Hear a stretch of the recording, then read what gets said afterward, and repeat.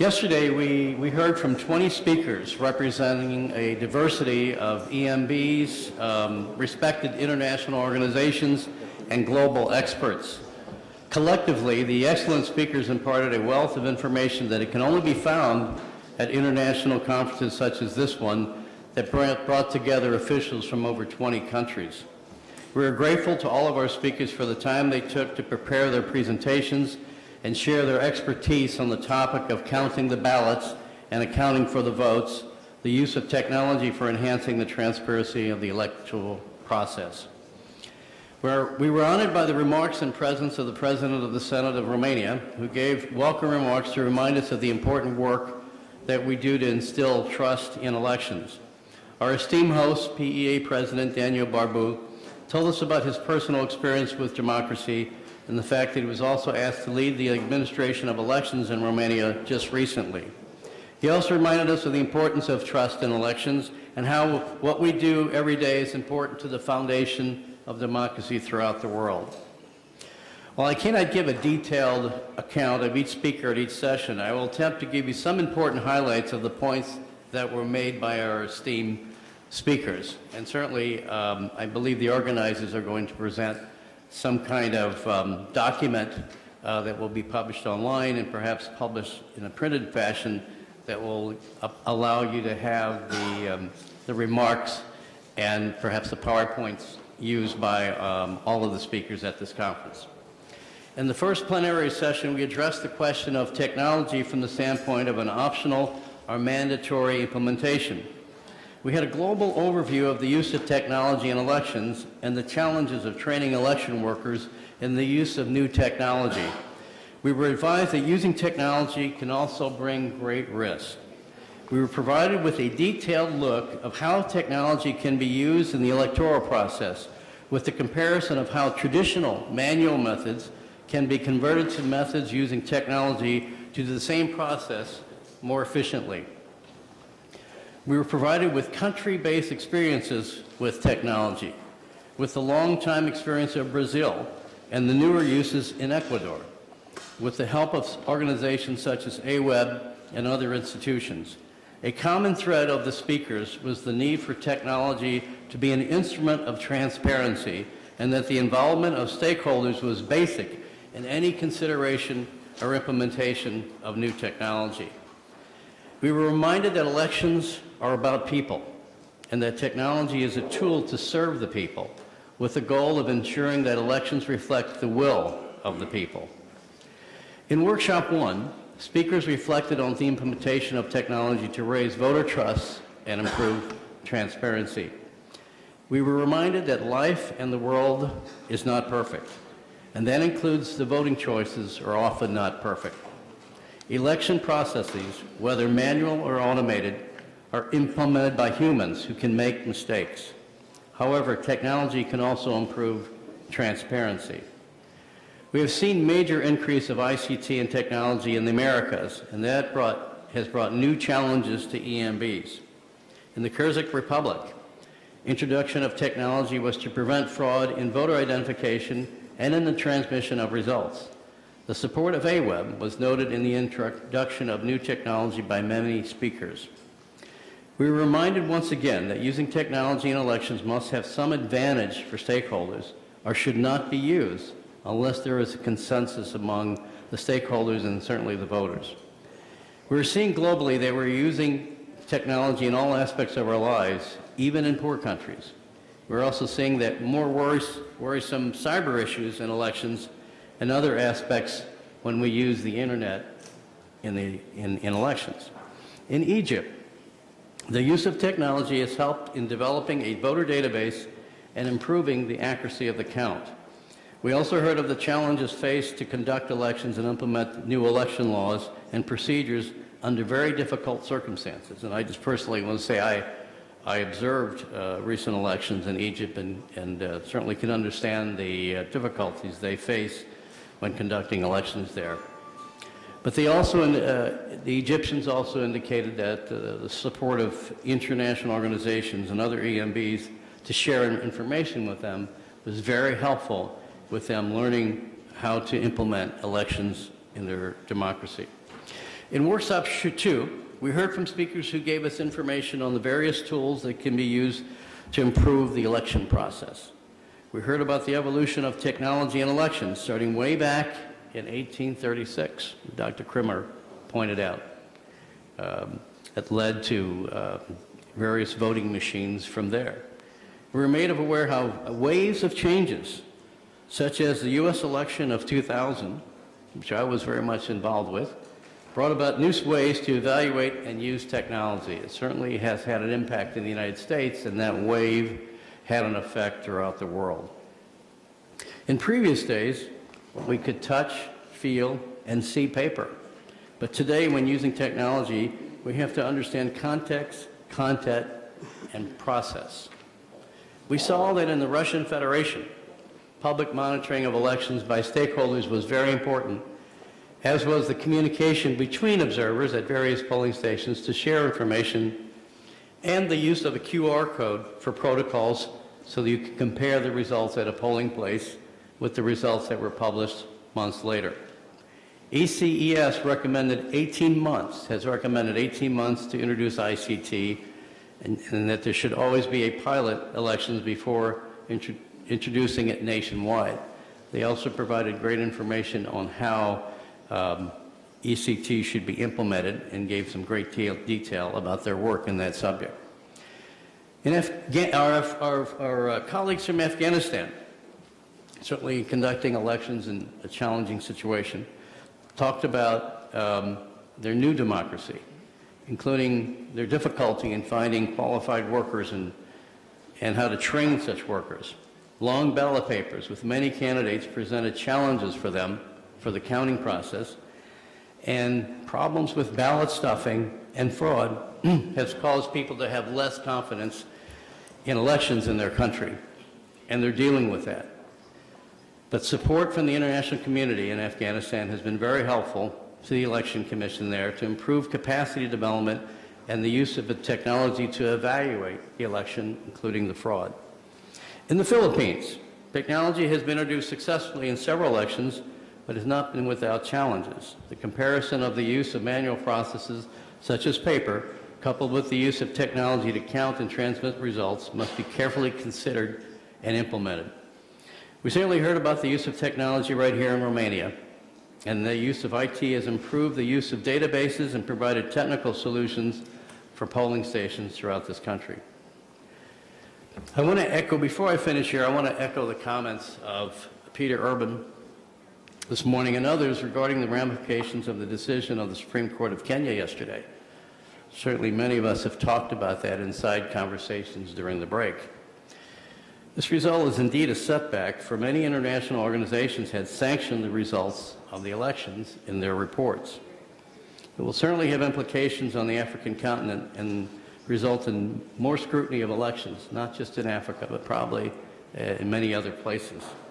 And it also reminds us that after elections and after people issue reports, there's always a process for people to make complaints about the election, and that has a course that it takes on its own. And we saw in the court decision yesterday that even after people have sanctioned this election, that a court can come in and decide that a new one needs to be called. So it's certainly a wake-up call for us. And we saw that, I saw that personally in the United States when our Supreme Court was involved in the election of 2000 and made a decision that many feel favored one party over the others. So we see this, but certainly in Kenya yesterday, it has implications for all of us. In summary, we learned a great deal on the first day, and we certainly learned a great deal today. And I commend the PEA of Romania and AWEB for providing all of us with this opportunity to learn from each other. I thank the speakers, moderators, interpreters, and staff for all their hard work to make it a successful first day and certainly second day. And now we turn to my colleague here to present the findings of the second day. Thank you very much.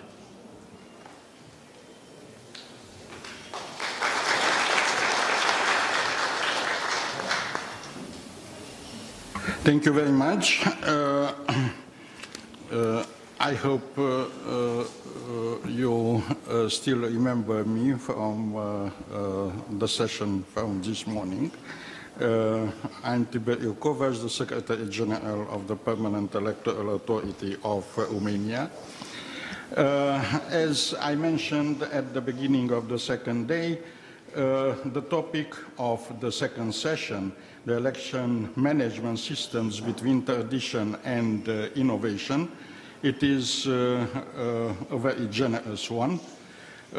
Basically, an election is a complex, multifaceted event happening on a given date and subject to precise laws and regulations. The entire process in each country is organized by an electoral management body, the EMB. To fulfill their roles and mandate, an EMB needs three things. Three, like was in the joke which was told us yesterday by Arni Simdas from the restaurant, but unfortunately here we cannot stop to just to a couple of them. We need all the three. The three things are staff, equipment, and funding. Without any one of these, you cannot fulfill your job and organize properly the election.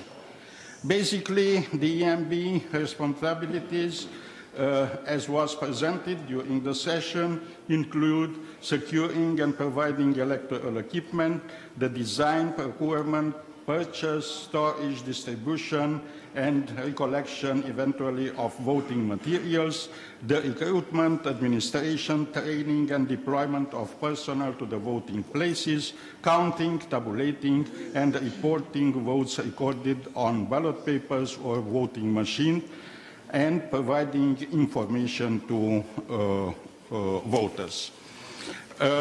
As we can see, usually and often, we can witness a misperception and suspicion on technology, and many times EMBs are under enormous pressure to implement new technologies. But here, we could have some problems. As I mentioned in the morning, when we started the second day with the second plenary session, the cost effectiveness of implementing a new technology is a very important matter, because the EMBs in different countries are not equal, like the different countries are not equal. One of them, a few of them can afford much more, and others can afford less. Basically, we can, as electoral specialists, we can see all the time that the elections also means high risk activity, even connected with the new technology. Because in many times, when you want to introduce a new technology,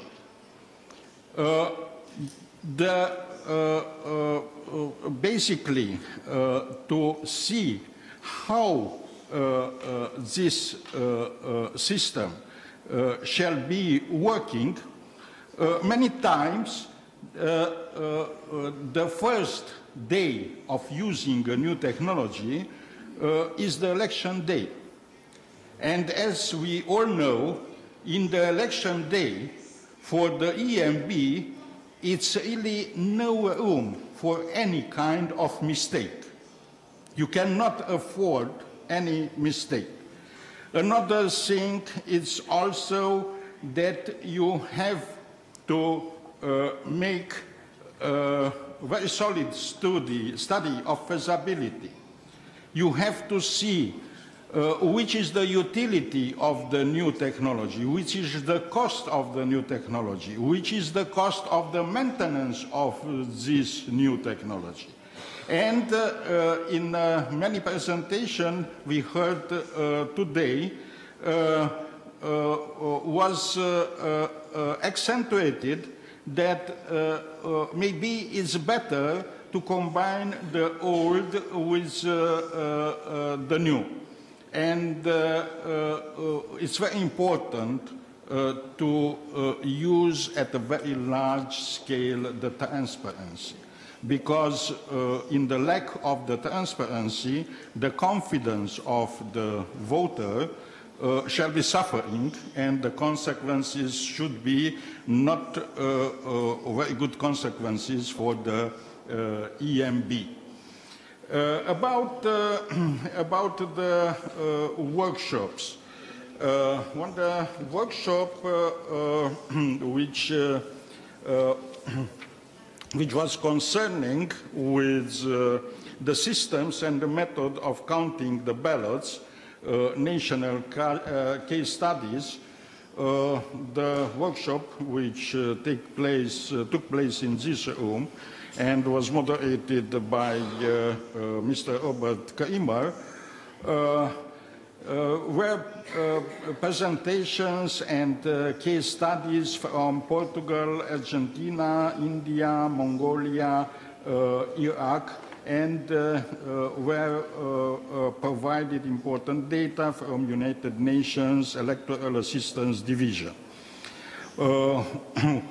They were welcoming the careful consideration of technology in elections and listened to the lessons learned and how to improve the elections.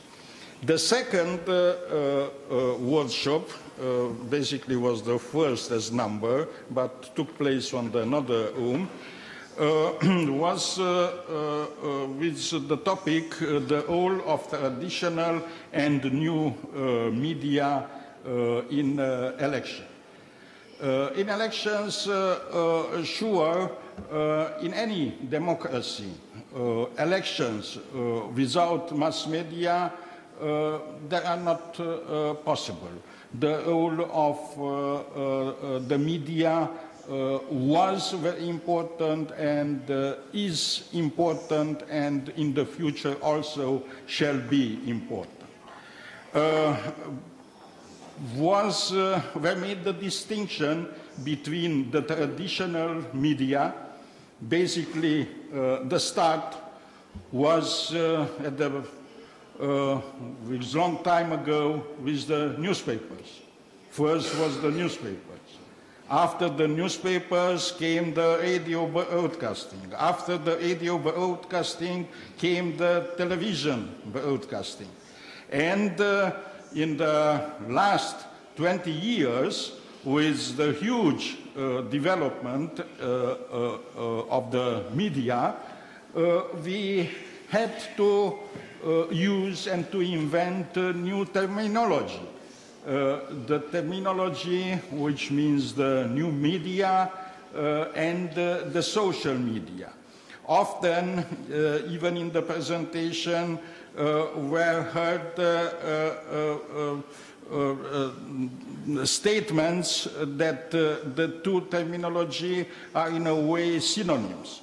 Basically, they are not synonyms, because the new media it's a little broader terminology, and the new media means one demand access to content anytime, anywhere, on any digital device, as well as interactive user feedback, creative participation. And you can have here many examples, beginning with the internet, website, video games, CD, DVDs, USBs, and so on and so on. The social media is a little bit narrow conceptions in comparison with the new media, and means the interactions among people in which they create, share, or exchange information and ideas in virtual communities and networks. And you all know of them. Here we have the Facebook, the Twitter, LinkedIn, Skype, YouTube, and so on, WhatsApp, and you can talk about many of them. But very important distinction and very important differences is the flow of the information. If the flow of the message, if in the traditionally media, the message has a way from one to many, in the new media and especially in the social media, the flow of the information is from many to many. And also here we have very important characteristics. Usually they are interactive. They use digital, online and mobile technology. They function in real time. They are often audience created and user driven. The information is often short-lived. Usually they are borderless. And if we are again recalling the newspaper, the radio, the TV broadcasting, all the state had all the time many regulations about them. The new media, it's very difficult to regulate or much difficult to censor. And it's very difficult to control them. They do not always adhere to journalistic standard and ethics. Very often, during the electoral campaigns, we can witness fake news.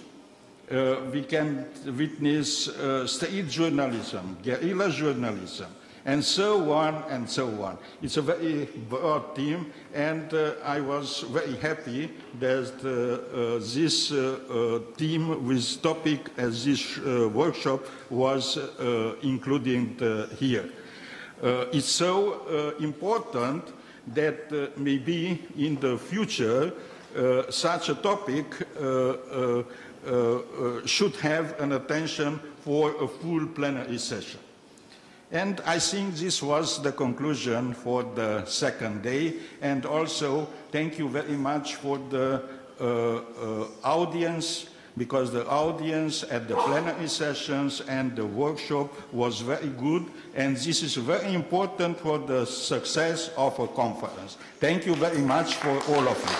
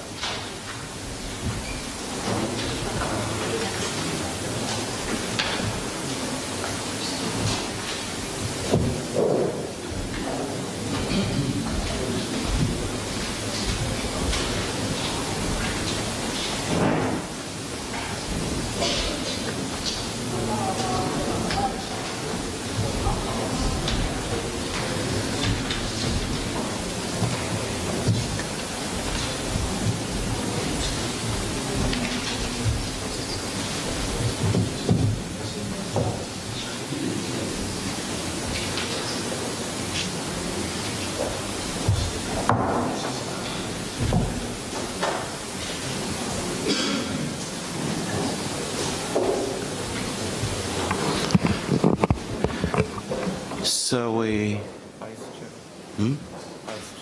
Mr. Joti?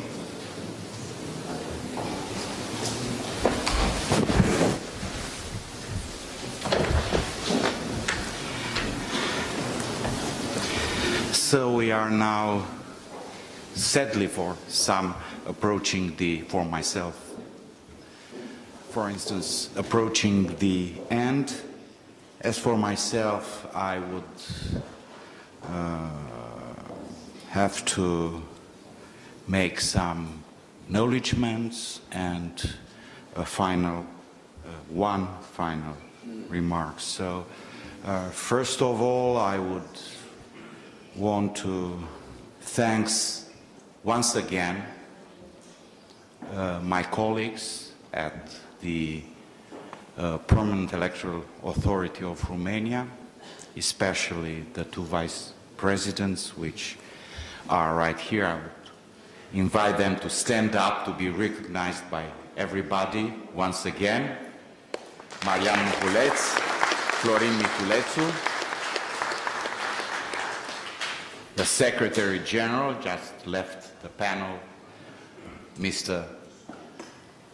Csaba Tibor Kovács,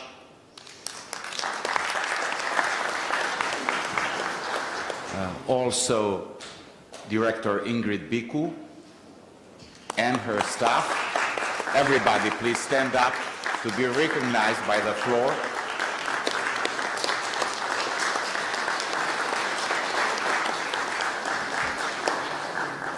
We did our best. They did their best. I have no merit whatsoever. And if ever you consider that this conference and the General Assembly was a success, think that it is their work that allowed this result. Then I would like to thank the translators for their superb work. I've followed the Spanish into English or the Arabic into English translations, and I found them perfect as far as I can judge. So thank you again, ladies, gentlemen. Not least, I would like to extend my gratitude to the AWEB team of Korea, who came here 2 weeks ago in order to work with the Romanian team for the success of this conference and of the General Assembly. Please stand up, the Korean staff, to be recognized and applauded. Obviously,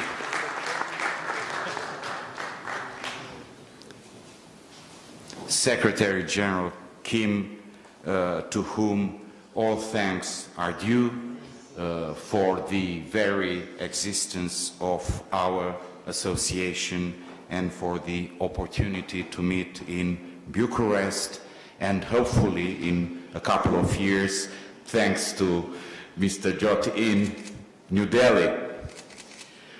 So this would be the acknowledgements. I know they are not enough, and I apologize if I forget anyone whose work contributed to the success, if any, of this conference. Now I would like to go to my very brief and final remark on what we are doing here today, yesterday, the day before, and what we shall do whenever and as soon as we go back in our institutions and work for fair and free elections in our nations. About 40 years ago, a book quite used in all political science departments across the world was published by Bingham Powell under the title Elections as Instruments of Democracy. I really don't believe, I don't want to say the book is not good and still very much useful for scholars of political science and especially for students of elections, but I don't believe anymore that elections are instruments, that is, just tools of democracy. On the contrary, I tend day by day to strengthen my belief that elections are the very foundations of democracy. the essence, Mr. George is quite right, the very essence of democracy. Why? Another scholar, I don't want to look very scholarly, but it's very important because it's a seminal observation which hasn't become very popular outside the political science departments across the world again. French and American political scientist Bernard Manin argued, and quite convincingly, that elections, in terms of their results, are an aristocratic device, which at first glance seems quite paradoxical, as we are very proud to serve democracy and to make it possible in our national context.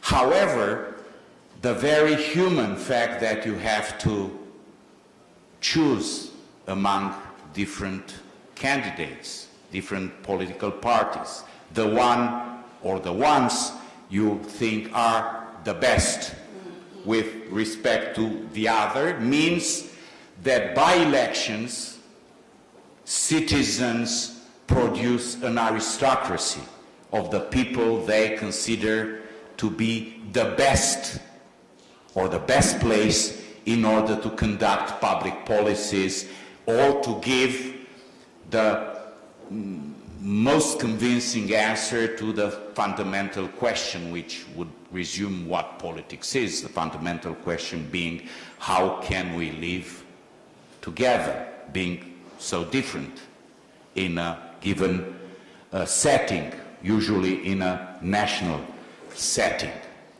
But they are an elite. Aristoi, the best, Aristoi being the root of all the family of words that relate to aristocracy. So, which is tricky with respect to what we usually think about democracy. Elections, unlike elections by lot, as the old Athenians used to hold 2,500 years ago, based on the assumptions that all citizens are politically equal, so all were considered to be politically able to accomplish any function in the city. Judge, general,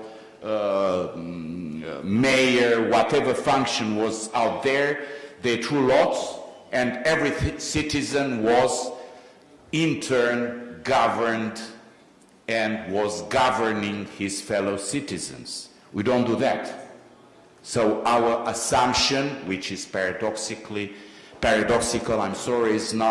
that not all citizens are equally equipped to accomplish certain missions, public missions, as making decisions in terms of public policy, of national interests, and so on and so forth. So we invite our citizens to elect the people they think are the best to do that. The victor-loser metaphor was already used this afternoon. It's not really about losing or winning, it's about being better than your competitors, or being judged, to be more precise, better than your competitors. That's why I think, and it's a third paradox, if you will, that elections are quite important because they are the instance where political equality is fully realized. Politicians are not yet elected, they are not yet our better ones, because we've judged so, we've chosen them to be that. They are our equals, they have to come before our citizens as in a pageant, in a beauty contest, and to tell us who they are, to recommend themselves, to present themselves, introduce their merits, and help us judge who, at the end of the day, would be the best. So it's a moment where it's the moment, I would say, the essential moment where political equality is fully realized. It will be so in 4 or 5 years, depending on the electoral cycles of each political system of our nations. So what I remember from this afternoon, it's a very profound observation to my understanding of what elections are and what politics is at large. It's a profound observation of Peter Urban. He told us that we should be cautious when dealing with technology, and we shouldn't be so much tempted by modernizing our systems, by being avid of introducing new technology, because elections being the instance of full political equality of all citizens should, as it happens in all walks of life and in all situations and in all human conditions, should be a ritual, should be celebrated in their human dimensions. So voters should be to some extent hands-on the process. They should perhaps, as Peter Urban himself emphasized, probably touch a paper ballot, think a bit, go into a box, use a stamp or any other device. It's like a religious ritual, which is very important because there is such a ritual dimension in whatever we do in all dimensions of our individual lives. If we transform the voting process in a completely virtual process, as I understand some countries are on the verge of doing, in the Baltic region everything is virtual, even parliaments tend to meet online, not as actual gathering of elected officials by the people who come together, face one another and take together decisions in a smoothly or contested way. People stay at home and run the country from their laptop, which is not, to my mind, is not matching the dignity of what a human being in search of the proper answer to the question, how can we live decently together without violence, can provide. So I would, I'm not in the position to give advices. On the contrary, I've learned a lot from all of you. I'm enriched my knowledge of different systems, different procedures, different dilemmas nations all around the world are facing when organizing, managing electoral processes. So intellectually and professionally, I would say tomorrow that it was a very dense, for myself, and rich event. But more importantly, for me at least, is that people came to Bucharest from very different countries. Sometimes they had to fly very long and tiresome hours to be here to share their expertise with us, but also to share themselves, what they are as human beings, their own human experience.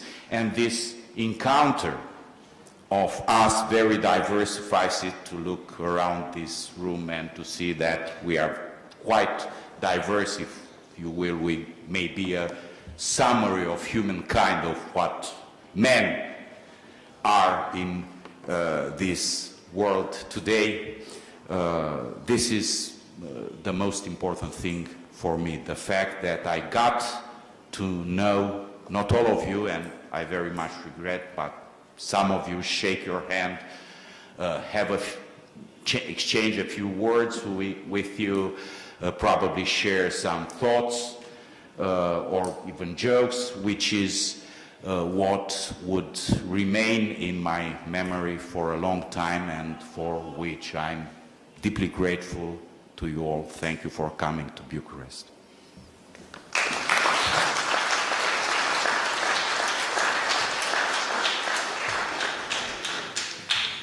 Let me now invite our Secretary General, our maverick, Mr. Kim, to address the floor. Mr. President Daniel Babu, Chief Commissioner Alkal Kumaro Jyoti, Chairperson Julio Cesar Castanos Guzman, he's maybe left here, and distinguished my delegates and speakers and guests, I would like to thank all of you for making this brilliant event happen. For the last 2 days, we have shared our experiences and opinions on the use of IT in election management. We had many important and meaningful discussions during the conferences. I'm sure that it was a great opportunity for every individual participant. But the more important thing is that we are not the only beneficiaries. Each country can benefit from this event if we bring to our country the knowledge and information shared here in Bucharest and make the best use of it to improve the election management system and policy of each country. Of course, as you well know, electoral environment differs from country to country. Some countries may prefer the use of IT to manual work. Others, however, may have to depend more on manual management than IT. We cannot say every country should adopt IT in election in a uniform way. But one thing for sure is we are living in the age of information technology. Whether we like it or not, it is almost impossible for us to live or work without using IT. The field of election management is not an exception. I'm not only talking about the use of IT in voting and counting management. How about the electoral administration and management, or voters' access to electoral information? If we use IT to make it easy for voters to get information necessary, we can not only increase voter turnout, but also enable them to make informed choices. I think that we cannot help using IT in order to increase efficiency and accuracy of our work. Having said that, it is also true that we cannot rely entirely on IT. Final decisions should be made by humans. IT is complementary to human work. This is the core idea of AWF's country project. Some people tell me a joke saying, Secretary General, you do the country project only with the countries you like? My answer is absolutely no. The process is not like the Secretary of AWF selects a country for the project. It is on request or application made by a member. Any member can apply and the applicant will be subject of the project. You may come to me and request after I finish my words. Once again, I would like to thank all of you for your enthusiastic participation and especially thank the Permanent Electoral Authority of Romania for its hard work to host this wonderful event. And Mr. Daniel Babu has shown his great leadership throughout this event. I hope to see you all again in our next conference. Thank you.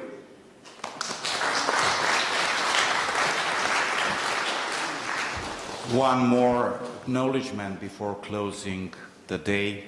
A special thanks, I think, is very much due again to Tibor Kovac and to Paul de Gregorio, who provided yesterday and today very cogent and precise summaries of the debate. They emphasized the intellectual content of whatever was said during these debates. So let me declare that our conference is closed, but also I would very much like to give the last word to High Commissioner Jyoti, with the hope that maybe we'll be invited in a couple of years in New Delhi. Thank you. Thank you.